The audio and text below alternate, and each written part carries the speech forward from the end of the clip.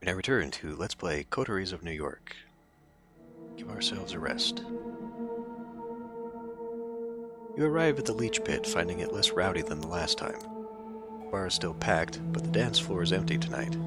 Instead, the old crackling speakers are playing music that would probably sound like noise even on high-end hardware. Mia is nowhere to be seen, but you do remember she requested you ask for her at the bar. You know the face behind the bar. The woman doesn't seem to recognize you, though. Imagine you were just another patron in a sea of strangers the other night. Can I get you?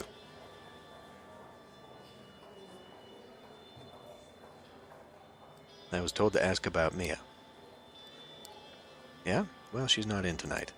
She looks you up and down, and a spark of recollection shines in her eye. Oh yeah, that's right. She takes a well-worn book from behind the counter, some kind of YA vampire novel, young adult vampire novel, I guess, and flips through it. She produces a piece of paper from between the book's pages and passes it to you. She told me you'd be interested in reading this.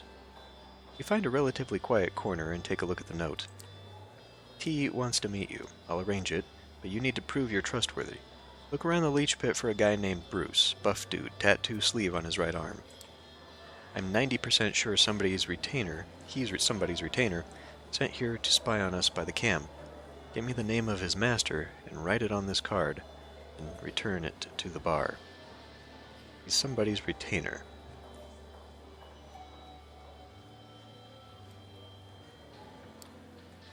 It doesn't take you long to locate this Bruce guy. He sits alone in a corner, 2 beer glasses already empty on his table. You take a moment to consider your approach.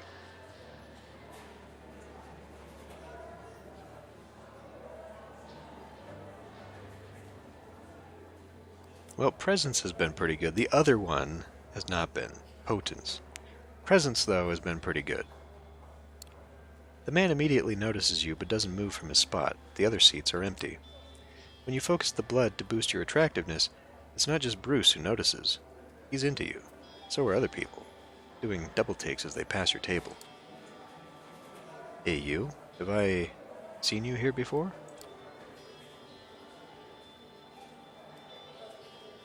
Yeah, it's my first night here. Hey, I'm lucky I'm here tonight then.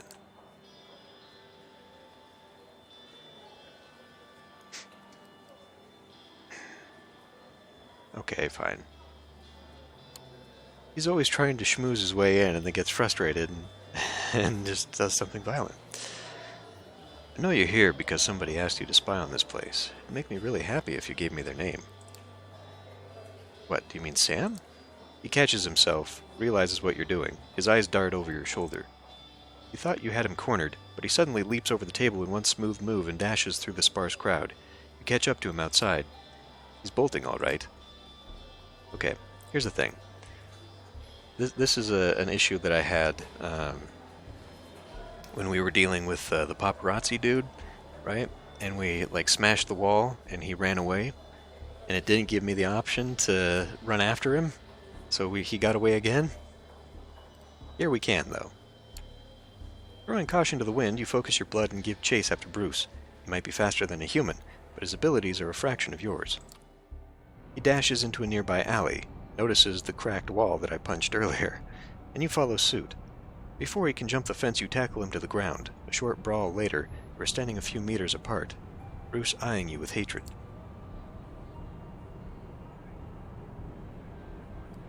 Okay, potence has never worked out for me yet. It might work, unless he starts fighting back. I don't know.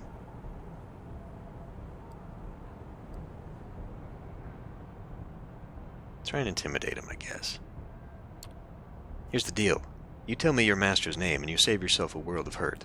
Unless you want to exit this alley on a stretcher, you'd better... Yeah, that's what I thought was going to happen. Bruce doesn't wait for you to finish talking. He jumps at you, kicking and punching with dizzying speed. It takes you by surprise, and he puts you on the defensive. Just as you're about to retaliate, he breaks away, jumps the fence at the end of the alley, and is gone into parts of the city unknown. That is the one time that potence would have been good.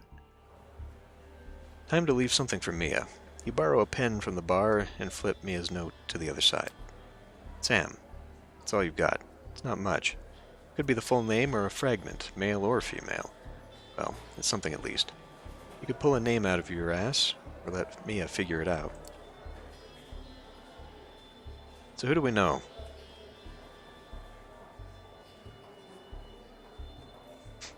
We don't... I don't think we've met any Sam before. Unless... What was that girl's name? Ah, fuck. Just leave the name. Let's not fake it. Mia asked you for a name, but if all you got is a fragment, it'll have to do. You jot down a note. Bruce referred to his master as Sam. You pass the piece of paper to the bartender. She sticks it back in the same book. Hold on a second. She wanted me to pass something on to you. She produces a cell phone from behind the corner. It's ancient, at least 15 years out of date. Oh, right, and this. An old charger for the piece of junk in your hand. They really did think of everything. She said she'll be in touch. It takes you a moment to remind yourself how to operate this thing, and you find that its phone book is blank. There's no Wi-Fi connectivity and no saved messages. It's got a version of Snake, though. The bartender is already over at the other end of her domain, taking orders from patrons. With your Anarch contact nowhere in sight, you decide to move on for the night. Hopefully, your educated guesses based on the scraps of info you collected will be enough for Mia to call you. Okay. Let's go try and tie up a loose end here. Frank Doherty, a shining example of journalistic excellence, is trying to get in touch with you. This can't mean anything good. You're just leaving your haven when you notice a small note slipped under the door.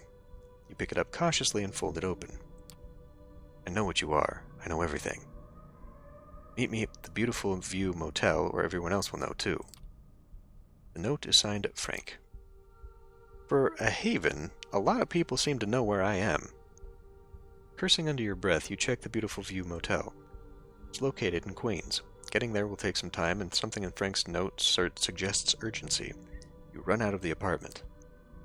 Stepping into the Beautiful View Motel, you can't help but think the name makes promises that the building fails to deliver. Also seems very familiar. Outside, there's nothing but an ugly parking lot, empty. Paint marking the parking spaces, almost completely worn away. Standing in the lobby, it feels like there's decades worth of stale cigarette smoke. You're happy not to be able to breathe anymore. Furniture looks like it was picked up from a yard sale in the 60s. There's something appropriate in the grubbiness of the surroundings. They fit the image you have of Frank perfectly. It's appropriate to find him in a place like this. You nod to the old woman manning the reception desk. She seems totally uninterested in what you're doing, her eyes glued to the small TV perched on the desk. A cop show. Walking deeper into the motel, you find a lounge that might have aspired to a kind of lavish comfort in its glory days. Now it just feels sticky, like you need to wash your clothes afterward. Frank sits on a bar stool. He's no bartender, but Frank has a shot glass. There is no bartender, but Frank has a shot glass in his hand. He looks even sweatier than usual. What's up, asshole? Does it feel to not know everything? You stop and look at Frank a little closer. He seems drunk. Not a good sign. Despite everything in your earlier encounters, he maintained a baseline of professionalism. You're drunk, Frank. Oh, come on. Sure, I'm drunk. Fucking hell. Frank's voice descends into incoherent muttering. You stop to consider what to do. You're not used to dealing with Frank in a mood like this. He seems more confident and depressed at the same time, as if he had a secret that gives him power, but also brought him down. Right, the guy that he works for that he didn't want to tell us.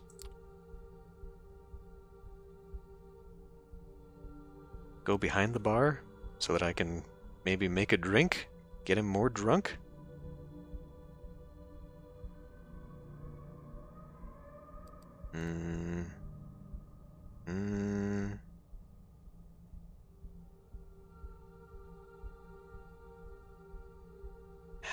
But what if he runs away again? Alright, go behind the bar. There's maybe a bat back there, too. Let me pour you another one, Frank. As Frank looks on, you rummage the shelves until you find a half bottle full of cheap whiskey. You pour it into Frank's glass, and then find another shot glass for yourself. Not that it's going to do me any good. Thanks, asshole. It sounds as if Frank still wants to be angry at you, but he can't quite muster the energy anymore. Frank sounds like he has plenty more bitterness inside him waiting to come out. Let me tell you something. That was not Frank. An air-splitting sound fills the lounge, and a bright flash blinds you. For a second, an irrational panic grips your dead heart. Is this sunshine? Are you going to burn to death in a cheap motel in Queens? As your vision adjusts, something whizzes past you. There's a series of thunking sounds, something impacting the bar. Frank is lifting the shot glass, miraculously still in his hand. A massive blood stain spreads across his shirt. For a bizarre, incongruous moment, you stare at the thing sticking out of Frank's chest. It's a crossbow bolt. Another two lie shattered next to the bar, having missed their targets. One missed you by a hair's breadth. Turning around, you see figures dressed in black tactical gear storming into the room in eerie silence. Perhaps the flashbang damaged your ears. They drop their tactical crossbows and lift up rifles. Who comes prepared with a crossbow? I'm willing to bet silver-tipped. These are Inquisition. Frank slumps to the floor. A wooden crossbow bolt, like... Wow! This is almost like a tongue twister. A wooden crossbow bolt will paralyze a vampire, but struck through a human heart, it kills. The scent of blood fills the air. Make a run for it! You're facing a highly trained force of well-armed commandos. There's only one thing to do: run away. You don't even stop to think, just follow your reflexes as you duck behind the bar and dive through a staff door as bullets hit the wall next to you. Fortunately, the blessings of the blood don't care whether you're brave or a coward. The blood speeds up your body as you rush through the back room, past the empty beer kegs and the half-full boxes of liquor bottles.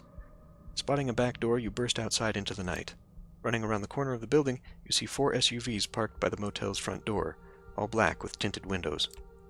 A man and a woman, middle-aged, dressed like detectives, stare at you in surprise as you run past them. One tries to yell something as you stumble to your car, wrench the door open, and turn the ignition. For a terrifying moment, you fumble with the keys, but then the car starts and you floor it, careening onto the highway. You run into Sophie's building past the surprised-looking doorman. Time is of the essence. You pound on the door of Sophie's apartment, more for the sake of your own nerves than because you think it's any help. After a few moments, Sophie herself opens the door and looks at you in surprise. She doesn't have her makeup on, and her hair is disheveled.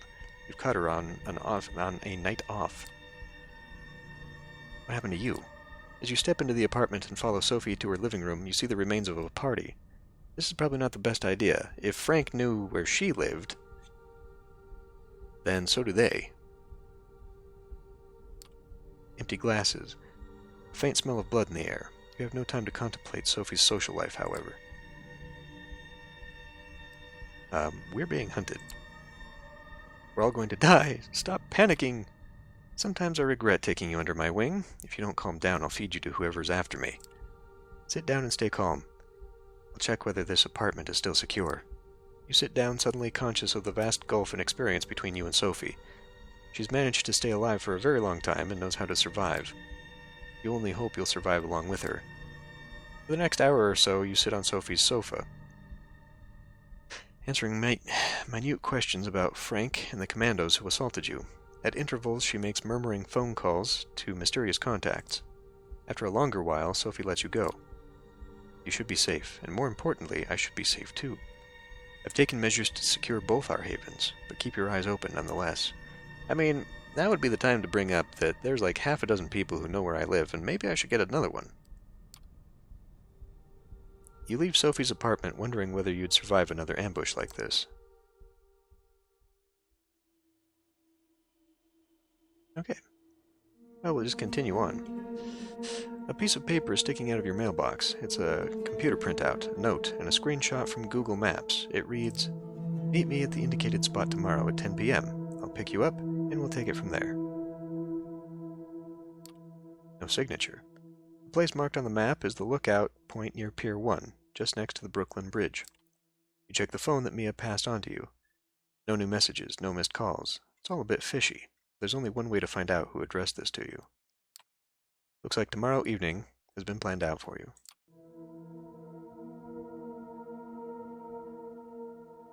Okay, before we do that, let's read some of these things that I've been missing out on here. The Ivory Tower, another name for the Camarilla. The Autarchis, the Unbounded. Vampires who remain outside the larger kindred society of a given city either by ignorance or choice, usually considered Anarchs by members of the Camarilla, though most Unbound have nothing to do with the movement. A Baron. At its most basic, a Baron is a strong Anarch who controls territory and wields authority over those living in it. One of the most common types of Barons is a Lick, who has a city, neighborhood, or even just a building. The other common type is a baron who attempts to control an entire city on his own. A local strongman, he behaves suspiciously like a Camarilla prince. The retainer is a human who serves a vampiric master. Kindred rarely go without at least a few of these mortals, both for convenience and protection. So it's amazing that that guy managed to run away from me. Anyway, you go downstairs as soon as you wake up. One more glance at the phone, but no news from Mia. You take the car down to Brooklyn, park on Front Street, and approach the meeting spot cautiously. A figure of about Mia's size is standing there, dressed in an oversized jacket and looking out toward Manhattan. As you approach, you can hear her muttering something. Is it true? But I do not think it is true. If I do not think it is true, then it cannot be true. If it cannot be true, then... I don't think that looks like Mia.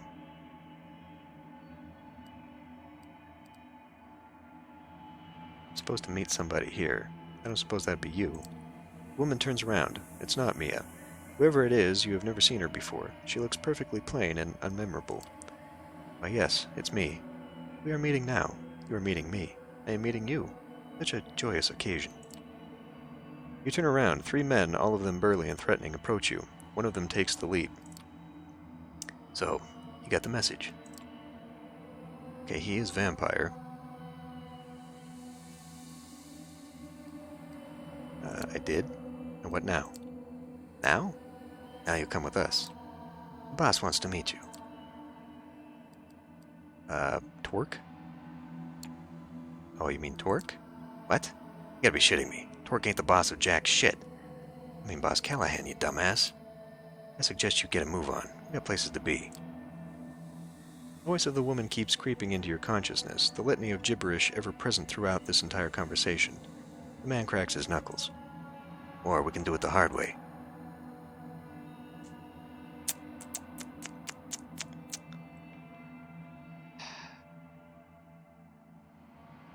We're getting deeper into this here, but, alright, let's agree to go with him. Yeah, okay, I'll go with you. Smart. They lead you down the pier and onto a motorboat. The engine starts. Put this on. He points to a cloth sack. One of the guys is holding you down. The woman is still there, whispering to herself. Somehow, you hear her voice clearly in your head. It becomes a nagging suggestion to put the sack over your head.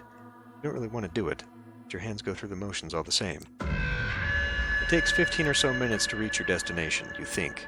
The engine dies down and you are led on shore and then further, up an incline and through some overgrowth. 10 more minutes of walking, maybe, until a deep voice reaches your ears.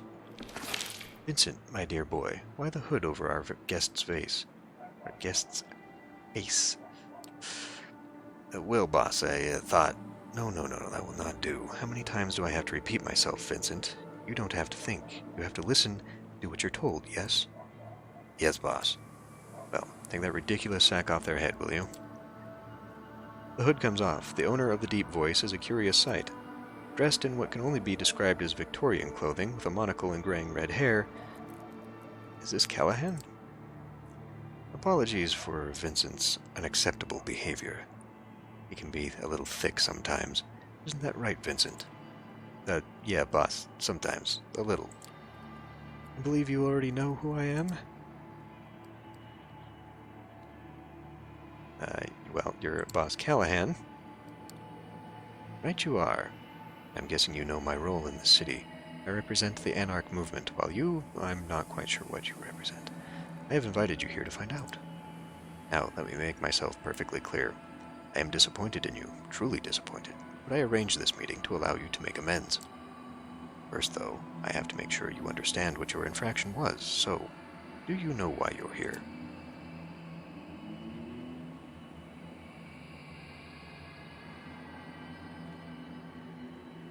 Because I wanted to meet with Torque?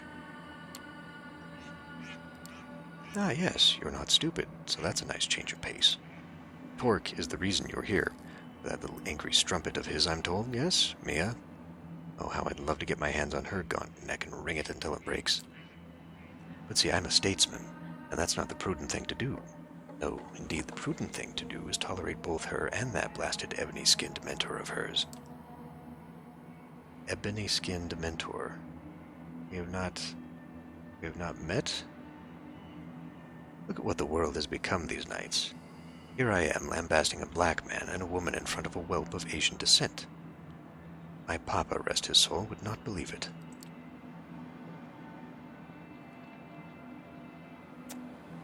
Are you finished with your disgusting rant? Oh, fledgling, you have no idea who you're messing with. He looks at you with rage in his eyes, and you feel insignificant and vulnerable. An irrational fear takes over you. You cannot speak up against this man again. You just can't. He's too terrifying. Now that I have your full attention, he has presence too.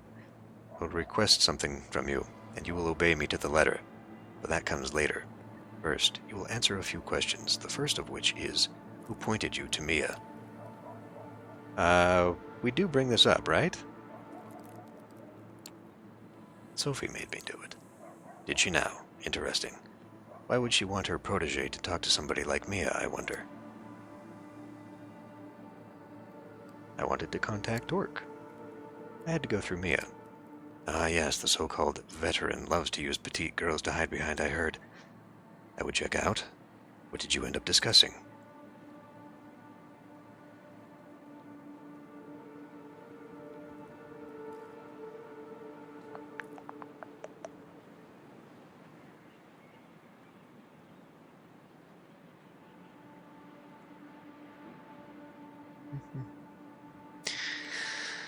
Well, I mean, we could just constantly be, because maybe that guy was...